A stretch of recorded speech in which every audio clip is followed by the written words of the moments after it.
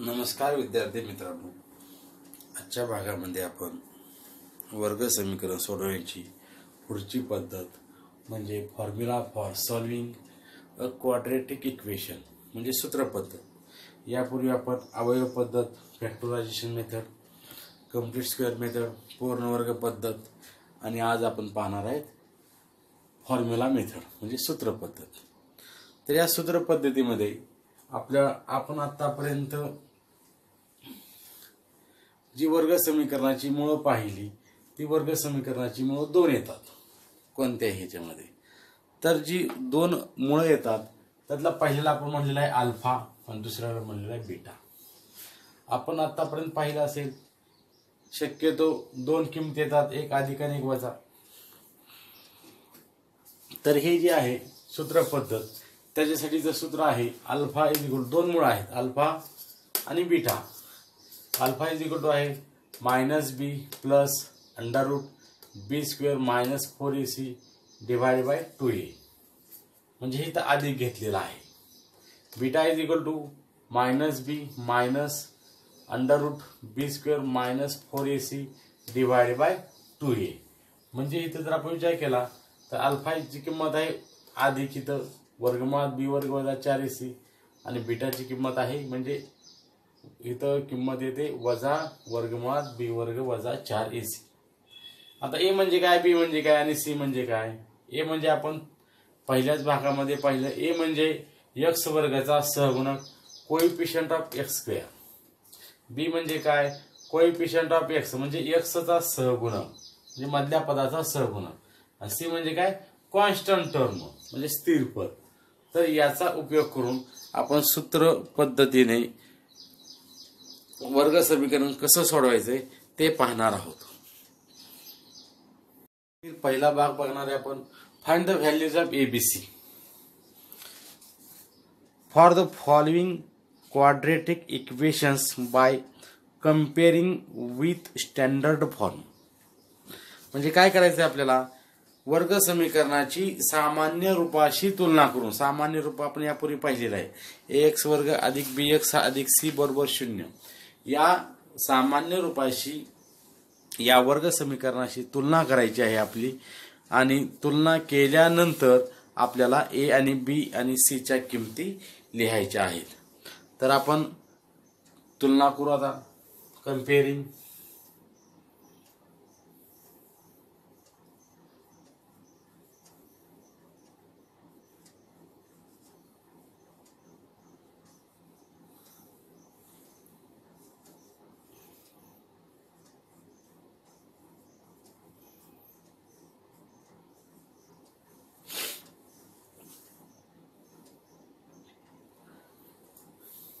आता ax वर्ग अधिक bx अधिक c बरोबर 0 यापूर्वीही आपण अशी उदाहरण सोडली. तर आपण काय करायचं आहे, सुरुवातीला ax वर्ग अधिक bx अधिक c बरोबर 0 मांडल्यानंतर दिलेलं समीकरण त्या स्वरूपामध्ये आहे. तर हे समीकरण या समीकरणाच्या खाली मांडायचं. x वर्ग वजा 7x अधिक 5 बरोबर 0. आता आपण हे समीकरण या समीकरणाच्या खाली मांडल्यानंतर आपल्या लक्षात येईल इथं x वर्गाचा सहगुणक आहे a. इथं x वर्गाचा सहगुणक किती आहे, इथं आहे 1. इथं x आहे c आहे 5 आहे.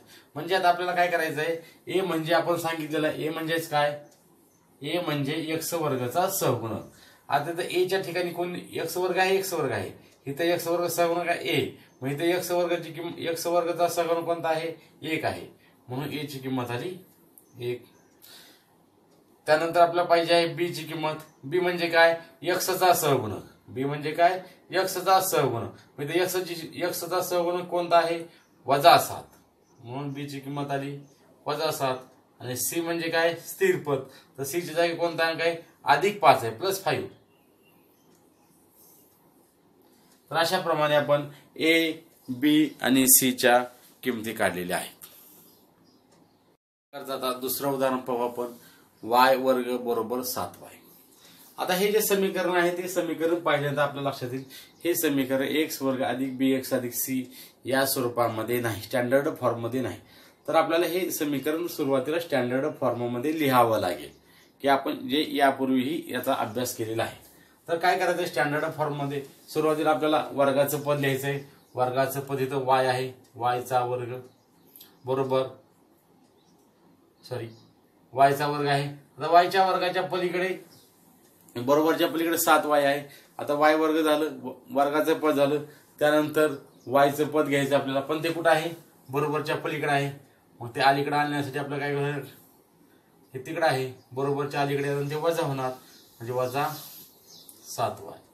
आणि ते स्थिर पद नाही म्हणून ते 0 घ्यायचं, बरोबर 0. जे काही पद नाही ते 0 लिहून ते वर्ग त्रिपदी पूर्ण करायची आहे आपल्याला. आता हे झालं स्टँडर्ड फॉर्म मध्ये एक्स वर्ग अधिक बी एक्स अधिक सी या स्वरूपामध्ये झालेला आहे. तर आपल्याला याची तुलना सामान्य रूपाशी करायची आहे. म्हणून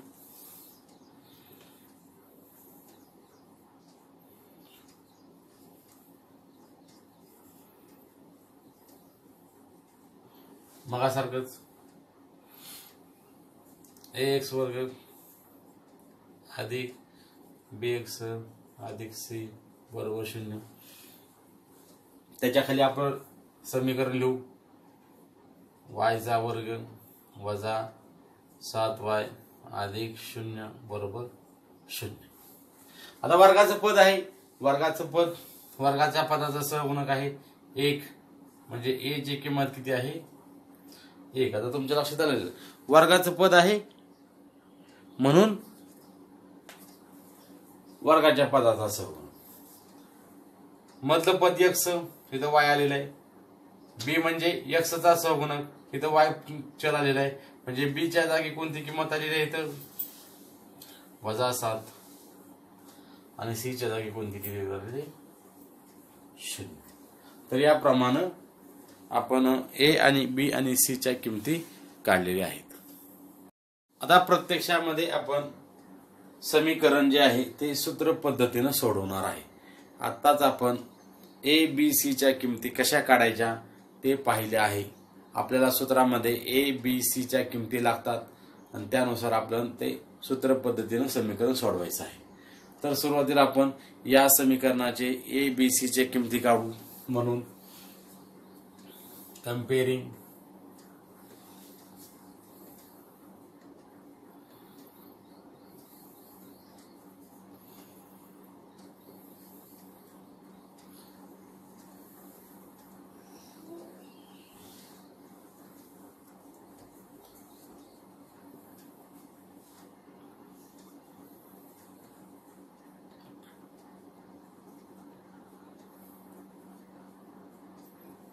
इथं सहगुणक नाही म्हणजे 1 लिहितो मी, म्हणजे तुमच्या आता लक्षात येईल. ए ची किंमत किती आहे, ए बरोबर 1, बी बरोबर 6 आणि सी बरोबर 5.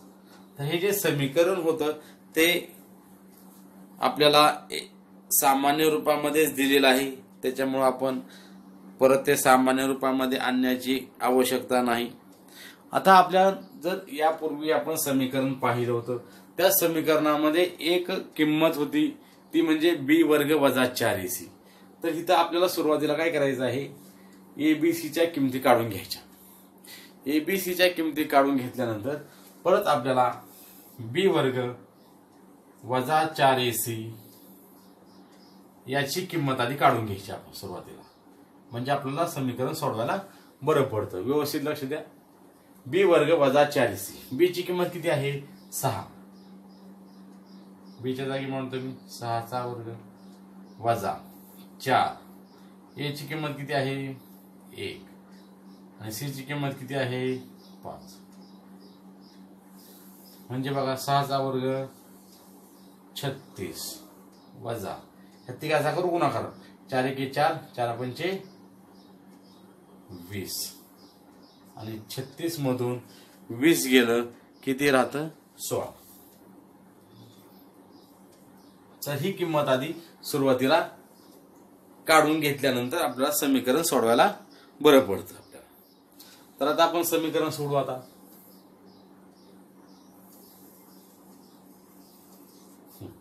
समीकरणामध्ये आपलं चल कोणता आहे एक्स. कसं मांडायचं तर त्या एक्स बरोबर सुरुवातीला अशा पद्धतीमध्ये ते मांडून घ्यायचं. मायनस बी, दोन किमती होत्या आपल्याकडे, plus minus under root B square minus 4ac divided by 2a. म्हणजे इथं दोन्ही किमती आल्या, अधिकची किंमत आली आणि वजाची किंमत आली. तर एक्स बरोबर मायनस सूत्रामध्येच आहे. बी ची किंमत किती आहे 6. बी ची किंमत किती आहे 6 अधिक वजा वर्गमुळात. आता बी वर्ग वजा 4ac ची किंमत आपण काढलेली आहे, ती किती आलेली आहे 16. म्हणजे ही किंमत इथं काढल्यामुळे आपण तिथं ती डायरेक्ट मांडू शकतो. नाहीतर इथं ही सर्व ही क्रिया आपल्याला या कंसामध्ये करावी लागली असते. 16 छेद 2 आणि ए ची किंमत आहे 1. व्यवस्थित लक्ष द्या. एक्स बरोबर वजा 6 अधिक वजा प्लस मायनस 16. 16चा वर्गमूळ किती, 16 कुणाचा वर्ग आहे 4चा, म्हणजे 16चं वर्गमूळ किती आलं 4 छेद बे के बे. आता इथं दोन किमती आहेत, त्या दोन किमती आता व्यवस्थित मांडू आपण. म्हणजेच एक्स बरोबर व्यवस्थित बघा वजा 6 अधिक 4 छेद 2 आणि वजा 6 वजा 4 छेद 2. वजा 6 अधिक 4 छेद 2 म्हणजे इथं बघा वजा 6 अधिक 4. एक संख्या धन एक संख्या ऋण. मोठ्या संख्येतून लहान संख्या घालवा, मोठ्या संख्येचं चिन्ह द्या. म्हणजे किती आलं वजा 6 अधिक 4 वजा 2 छेद 2. 6 तून 4 गेलं 2 राहिलं, मोठी संख्या 6 बे एके बे बे एके बे. म्हणजे एक्स ची किंमत किती आली इथं वजा 1. इथं वजा चिन्ह आहे, वजा 1 आलेली आहे. दुसरी बघू और मग काय आलं एक्स बरोबर वर लिहिले तर मी वजा 6 मग अशा आपण आधी घेतलं तर वजा घेणार आहे वजा 4 छेद 2. म्हणजे असं आलं एक्स बरोबर वजा 6 वजा 4. दोघांची चिन्ह सारखी, दोघांची बेरीज करायची, दोघांचं चिन्ह द्यायचं. वजा 6 वजा 4 6 4 10 वजा 10 छेद 2 बे के बे बे पंचे 10. म्हणजे एक्स ची किंमत किती आली इथं -5. म्हणजे या समीकरणाची कोणकोणती मूळ आली -1 -5 are roots of quadratic equation. Okay, तर हे व्यवस्थित पहा.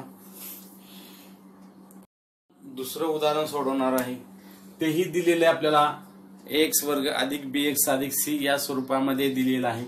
तर त्याची तुलना आपण सामान्य रूपाशी करू आणि सामान्य रूपाशी तुलना करून आपण ए बी सी च्या किमती काढू. सुरुवातीला आपण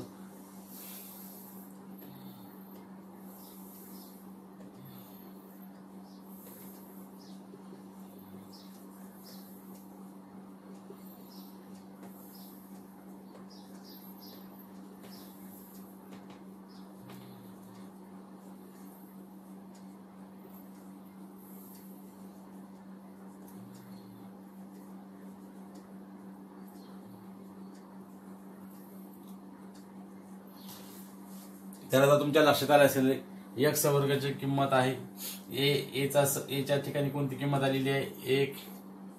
एक्स वर्गाचा समूह ए म्हणून एक्स वर्ग समूह किती आहे तर 1 आहे, म्हणून ए च्या ठिकाणी किंमत किती आली 1 आली.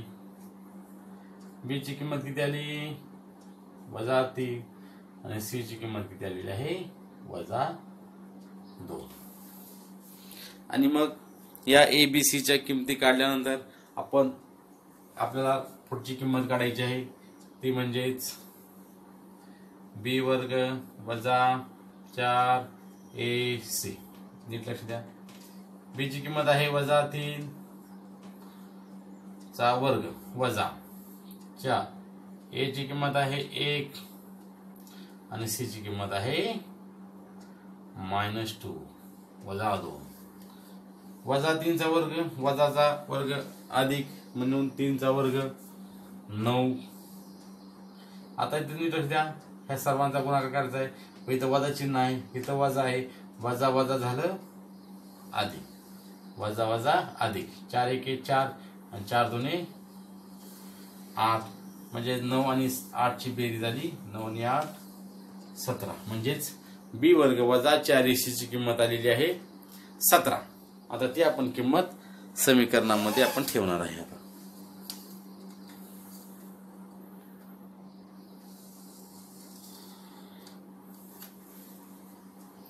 तर सूत्र आपण मांडून घेऊ. आता x = x का मांडायचं, कारण हे चल x आहे. y असेल तर y मांडणार आपण. x = -b plus minus √ b² minus 4ac divided by 2a.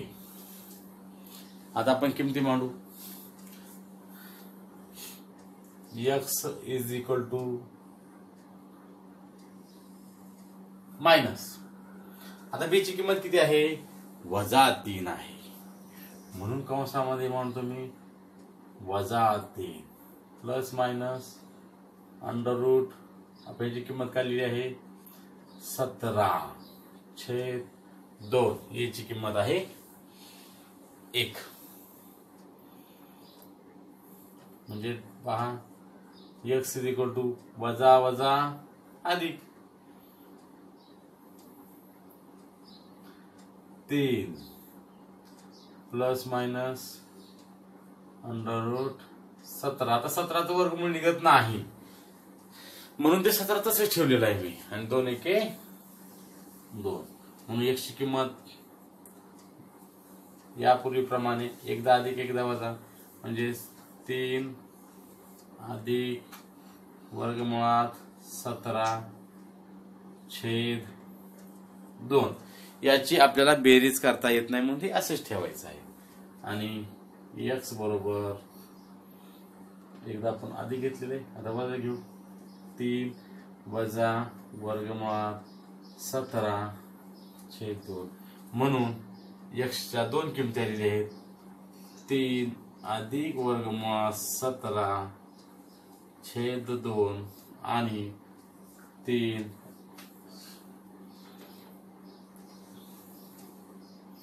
वजा वर्गमुळात 17/2 और रूट्स ऑफ क्वाड्रेटिक इक्वेशन. तर अशा प्रकारे आपण दुसरं उदाहरण सोडवलेलं आहे. आपण 5वं उदाहरण पाहणार आहे. 5वं उदाहरण आहे y² अधिक 1/3y बरोबर 2. आता हे जे समीकरण आहे ते x² अधिक bx अधिक c सामान्य रूपामध्ये दिलेलं नाही. ते आपण पहिल्यांदा सामान्य रूपामध्ये मांडू. म्हणजे असं तर पहा y² अधिक 1/3y आणि स्थिर पजित बरोबरच्या पलीकडे आहे ते अलीकडे घेऊ आपण. ते अधिक आहे, इकडे आल्यानंतर काय होते वजा होईल बरोबर 0. म्हणजे हे जे समीकरण आहे ते x² अधिक bx अधिक c या सामान्य रूपामध्ये आलेलं आहे. आता ही तुलना करू आपण.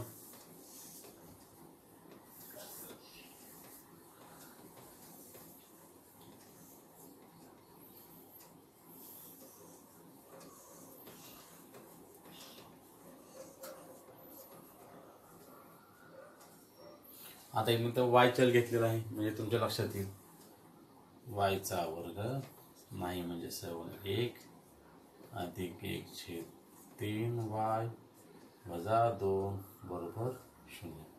म्हणून a ची किंमत आली, a च्या जागी आहे 1, b च्या जागी आली 1/3 आणि c ची किंमत आली वजा 2.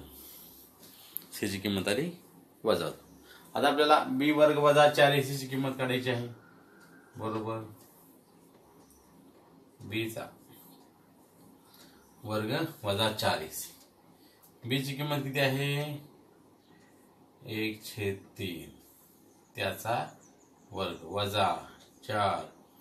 ए ची किंमत 1, सी ची किंमत वजा 2 आहे. कंसाचा वर्ग कंसातील प्रत्येक पदाचा वर्ग.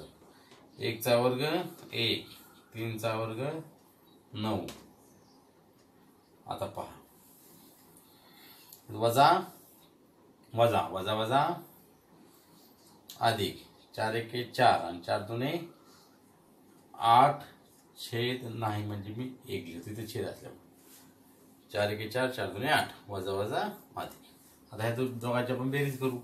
छेद वेगवेगळा आहे. छेदाचा गुणाकार 9 1 9 1 1 1 9 8 72 म्हणजे ही किंमत किती आली 72 ने 73 छेद 9. ही बी वर्ग वजा 4ac ची किंमत आलेली आहे. त्यात आपण सूत्रामध्ये ठेवू. आता सूत्र कोणतं आहे y बरोबर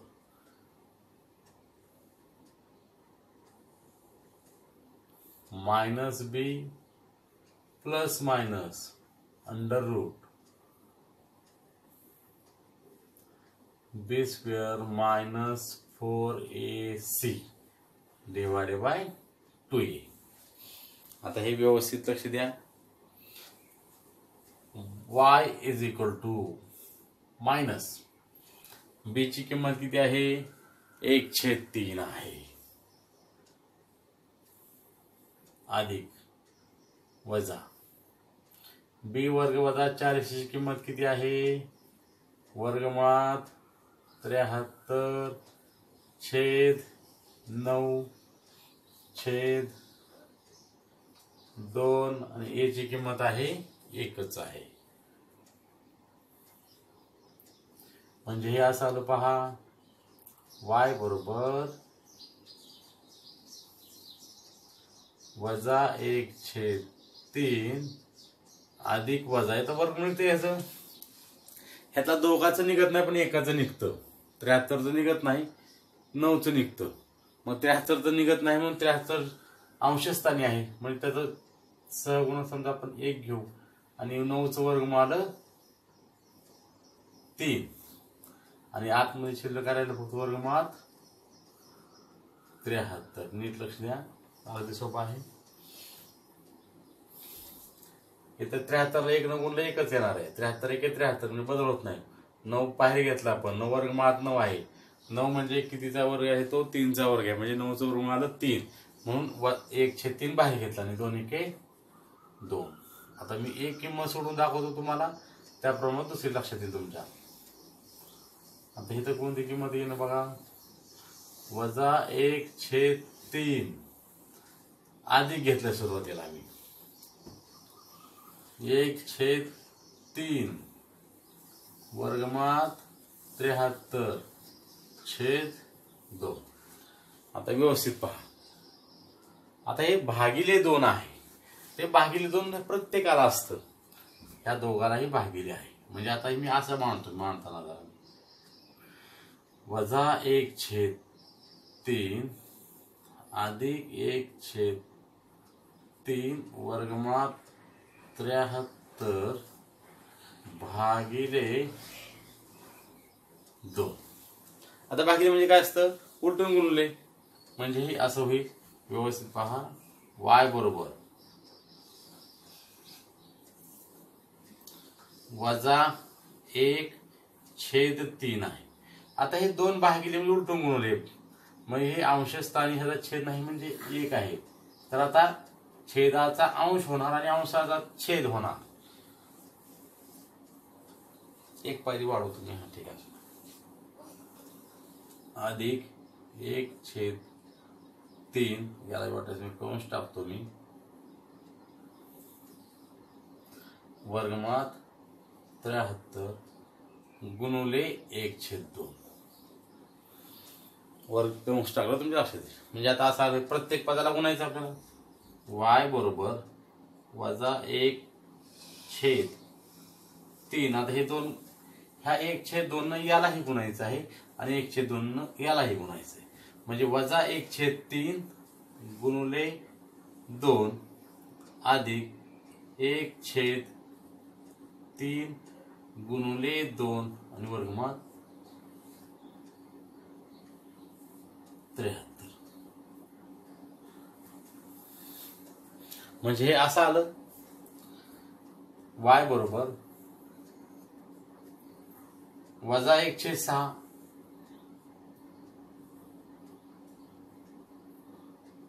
अधिक 1/6 वर्गमूळ 73.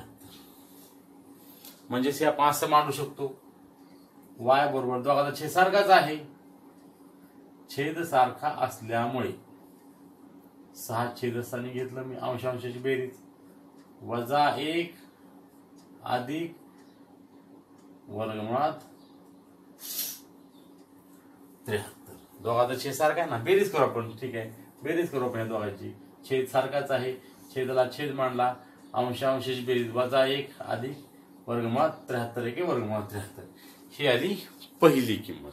जशी आपण इथं कोणती किंमत घेतली होती, इथं अधिक घेतलं होतं म्हणून ही किंमत आलेली आहे.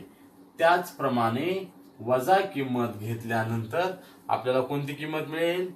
-1 वजा वर्गमूळात 73/6.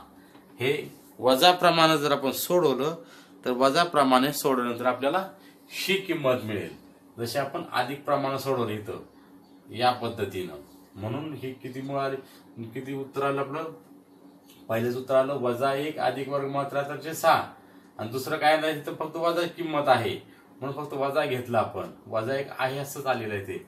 म्हणून -1 अधिक वर्गमूळ 73/6 आणि -1 वजा वर्गमूळ 73/6 आर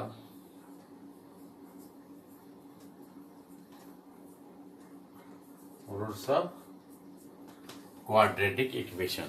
हे दुसरं जे उत्तर आपलं आलेलं आहे तेच नाही सोडवलं तरी चालेल. ह्याप्रमाणे आपण ते सोडवलेलं आहे. याचा अर्थ तुम्हाला ते येतं असं ग्राह्य धरलं जातं. अशा प्रमाणे आपण आज 2.4 सोडवलेला आहे. फॉर्म्युला मेथड सूत्र पद्धतीचा वापर करून आपण हे 2.4 सोडवले. उरलेली उदाहरणं सोडवा. धन्यवाद.